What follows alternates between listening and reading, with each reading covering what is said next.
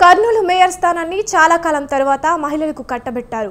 కర్నూలు మేయర్గా పనిచేస్తున్న బి.వై. రామయ్యను కర్నూలు ఎంపీ అభ్యర్థిగా వైసీపీ అధిష్టానం ప్రకటించింది. రానున్న ఎన్నికల్లో కర్నూలు పార్లమెంటు స్థానం నుంచి బి.వై. రామయ్య పోటీ చేయబోతున్నారు.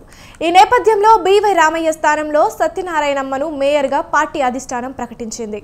రానున్న కాలంలో నగరాన్ని మరింత అభివృద్ధి చేస్తానని అంటున్న సత్యనారాయణమ్మతో మా ప్రతినిధి శ్రీనివాస్ మరిన్ని వివరాలు అందిస్తారు. బి.వై. రామయ్య కర్నూలు పార్లమెంటు స్థానానికి ఆ పార్టీ ఎంపిక చేయడంతో ఆయన స్థానంలో 25వ వార్డు కార్పొరేటర్ సత్యనారాయణమ్మని ఆ పార్టీ ఎంపిక చేసింది. ప్రస్తుతం ఆయన మనతో ఉన్నారు. నగర మేయర్గా పదవి బాధ్యతలు చేపట్టబోతున్న సమయంలో మరిన్ని వివరాలు అడిగి తెలుసుకునే ప్రయత్నం చేద్దాం. మేడం, మీరు ఎన్నికై 3 years అయింది. ఈ 2 years లాస్ట్ 2 yearsలో మీకు ఈ మేయర్ పదవి వస్తుందని ఏమైనా ఎక్స్పెక్ట్ చేశారా? లేదు, నేనైతే ఏమాత్రం ఎక్స్పెక్ట్ చేయలేదు. నేను నగరాధ్యక్షురాలుగా ఉన్నాను. ఈ మేయర్ పదవి వస్తుందని అయితే నేను అనుకోలేదు. కాకపోతే ఇప్పుడు మేయర్ గారికి ఎంపీ ఇది వచ్చింది కాబట్టి ఇది బీసీలకు రిజర్వేషన్ చేస్తున్నారు మేయర్. దానికోసము ఇంకా నెక్స్ట్ ఆయన తర్వాత ఆయన ఎంపీగా వెళ్ళిపోతున్నందుకు బీసీలకు రిజర్వేషన్ కాబట్టి నాకు ఇస్తున్నారు అని అనుకుంటున్నాను. యాక్చువల్గా అంటే మీరు నగర మహిళా కాంగ్రెస్ పార్టీ నగర అధ్యక్షురాలుగానే పనిచేస్తున్నారు. మరోవైపు మేయర్ పదవి బాధ్యతలు చేపట్టబోతున్నారు.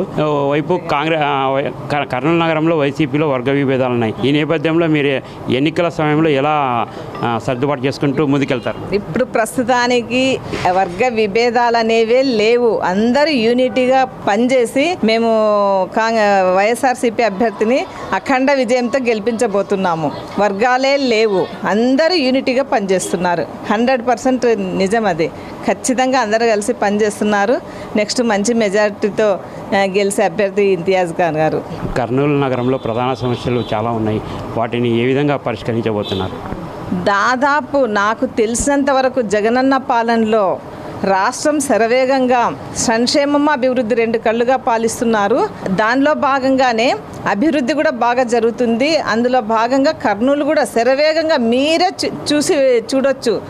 అప్పటికి ఇప్పటికీ ఎన్ని ఇప్పుడు కమ్యూనిటీ హాల్స్ అయితే అసలు డ్రైన్స్ అయితే మౌలిక సదుపాయాలు వాటర్ కానీ డ్రైన్స్ కానీ రోడ్స్ కానీ చాలా పార్కులు కానీ గతంలో ఎప్పుడు చూసిండరు. ఖచ్చితంగా శరవేగంగా అభివృద్ధి చెందుతుంది. ఇప్పుడు ఇంకా నేనేమి పదవి బాధ్యతలు తీసుకోలేదు. చేపట్టిన తర్వాత ఈ 2 years కంటిన్యూస్గా చాలా బాగా కర్నూలు డెవలప్ చేస్తానని మనవి చేస్తున్నాను. ప్రస్తుతం మీరు మేయర్ పదవి బాధ్యతలు చేపడుతున్న టైంలోనే కర్నూలు నగరానికి నీటి ఎద్దడి ముంచుకొస్తున్న ప్రమాదం ఉంది.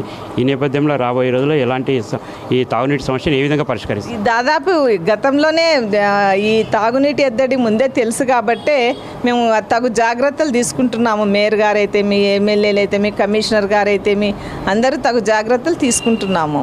ఏమి నీటి ఎద్దడి అయితే ఏం రాదు. అన్నీ రెడీగా పెట్టుకున్నాం మేము, అంతా సమృద్ధిగా ఉండేటట్టు.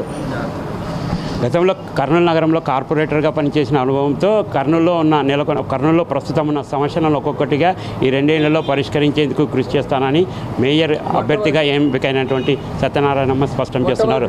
కెమెరా పర్సన్ ఉదయ్ కుమార్తో శ్రీనివాస్, స్వతంత్ర న్యూస్.